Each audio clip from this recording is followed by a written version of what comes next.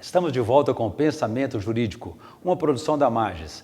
Participe de nosso programa pelo e-mail pensamento@amages.com.br, pensamento@amages.com.br. Hoje estamos discutindo o dano material, o dano moral, a diferença entre um e outro e o objetivo da indenização. O nosso entrevistado é o juiz Paulo Tristão Machado Júnior, da 8ª Vara Civil da comarca de Juiz de Fora, Zona da Mata, aqui de Minas Gerais. Bom, doutor Paulo, então voltando à questão do dano moral, o dano material pode gerar o dano moral e este também pode ser convertido mais tarde em dano material. Como é que é essa relação? São dois bens jurídicos distintos. Nem sempre um dano ao patrimônio vai gerar um dano moral e dificilmente um dano moral vai gerar também um dano patrimonial. Mas é possível que os dois sejam atingidos com a mesma conduta. Como naquele caso que nós estávamos falando do acidente, é possível que aquele dano também seja patrimonial, com o dano ao veículo, e também uma lesão ao seu condutor. Aí essa lesão já está dentro do campo do dano moral.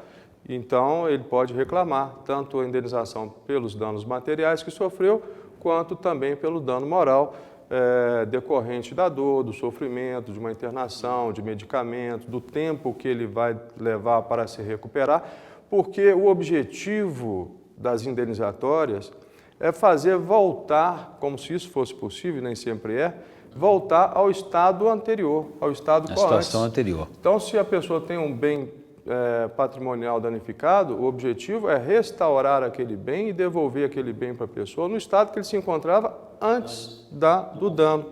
Agora, o dano moral, que também tem esse objetivo, nem sempre se consegue. Porque como reverter a dor? Como reverter o sentimento negativo de uma pessoa que ficou com uma cicatriz ou que perdeu um membro? A intenção da justiça é dar a ele um valor, um bem patrimonial que ele seja capaz de fazer em sua mente a reverter.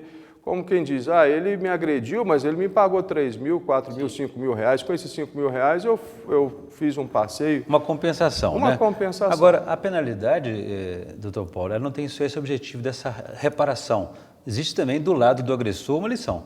Sim, o objetivo das indenizatórias são 3 os objetivos. O primeiro é a compensação, como nós falamos. Da vítima. Compensação da vítima. O segundo é o lado educativo, ou seja, demonstrar a outras pessoas que, se praticarem uma conduta semelhante, também podem sofrer uma reprimenda também semelhante, como no crime. E a outra é o objetivo punitivo, punir aquele agressor de forma também educativa para que ele evite, para que ele não pratique condutas iguais àquelas que ele praticou. Aí o senhor tratou de questões objetivas e subjetivas. Vamos então agora a um nó gordo dessa questão. Como é que você calcula, quais são os critérios, os parâmetros que você utiliza para calcular uma indenização no campo material e depois também no campo moral? Esse é o grande desafio de todo julgador. O dano material ele é fácil de ser calculado. Existe uma tabela, né? Uma referência. Uma referência. Já se tentou colocar tabela para danos morais. E isso não ficou viável porque cada um sente de uma certa forma. Então, nós temos critérios. O critério, os objetivos, que é da punição, o educativo e compensatório, a gente procura observar. E também não podemos deixar de lado a capacidade do agressor em pagar. E também a condição financeira de quem vai receber. Isso tem que ser observado. Também tem que ser observado. Não adianta nada punir uma pessoa de poucos recursos em 100 mil reais se ela não terá condições de pagar. Também passa a ser vítima também, né? Também passa a ser vítima. Então, tem que ser tudo contabilizado. No caso muito frequente de negativação de nome de pessoas em órgãos de proteção ao crédito, como SPC, CDL, Serasa, a gente também tem critérios. O tempo que o nome da pessoa... relação Consumidor. É o consumidor. Não, tá certo. Então, nós levamos em consideração o valor que foi negativado, a data da negativação, o tempo que permaneceu negativado. A gente volta a falar São sobre critérios. essas relações também. Eu gostaria de falar sobre relações trabalhistas e as relações de consumo. Mas antes eu gostaria de ampliar o nosso debate para os estudantes da Faculdade Instituto Viana Júnior, que vai nos ajudar a conversar com o senhor. Por favor, pergunta da Tatiana.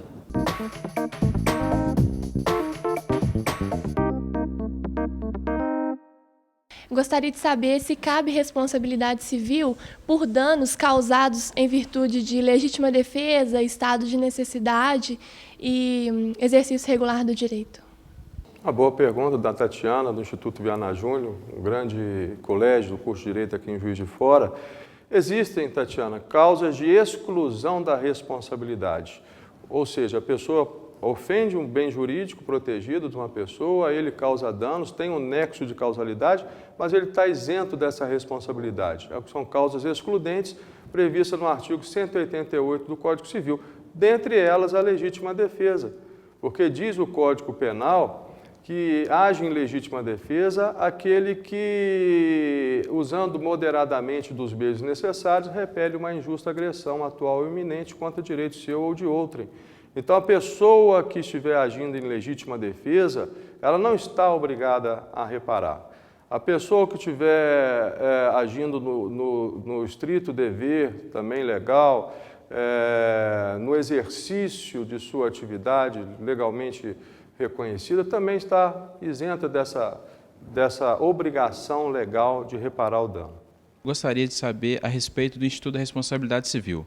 Considerando que o Instituto da Responsabilidade Civil toma cada dia novos rumos, com isso, o que o senhor entende sobre a judicialização e a participação direta do judiciário na autonomia da vontade? Pois bem, Igor, uma boa pergunta que você fez da judicialização nessas questões de vontade. Isso se aplica muito nos contratos. Antigamente nós tínhamos que o contrato faz lei entre as partes, e assim ainda, mas não se admitia muito questionamento. Aquilo que foi preenchido e assinado deveria ser cumprido rigorosamente.